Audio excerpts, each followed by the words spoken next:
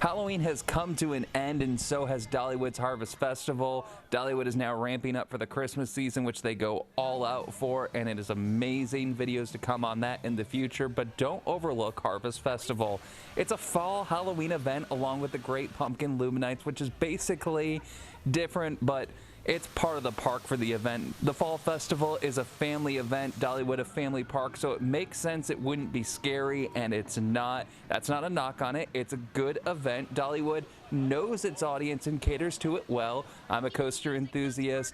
Dollywood, I am not their key focus. Dollywood's core audience skews older and younger, so their Halloween event fits perfectly with that. The festival has a bunch of shops that my parents and wife look through, different handmade crafts, plus a giant pumpkins everywhere. Little Valley, New York. Imagine putting that on a truck and bringing it down here. Some musicians and shows being played throughout the park.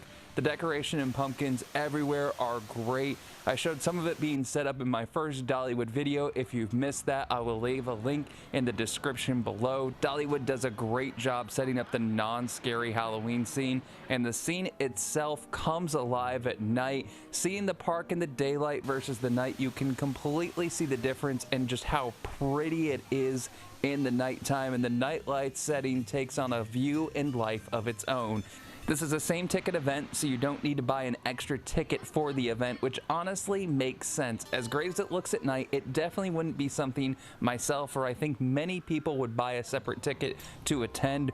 Overall, it was definitely an event worth attending. The park is very well themed, and the lighting along with the ride decorations really makes it great. What I would say though is it's not something I would drive several hours for. As good as it is and as pretty as it is definitely targeting the locals, which is something Dollywood usually focuses in on anyway, so that's not a big step out of the norm, but it's definitely a local event. Even though it's done for this year, if you are in the area either living there or within a few hour drive on vacation or something, I would definitely say check it out next year or going on in the future. I'm sure this is not going away anytime soon, maybe a couple tweaks here and there, but it'll be a core staple for Dollywood during the fall.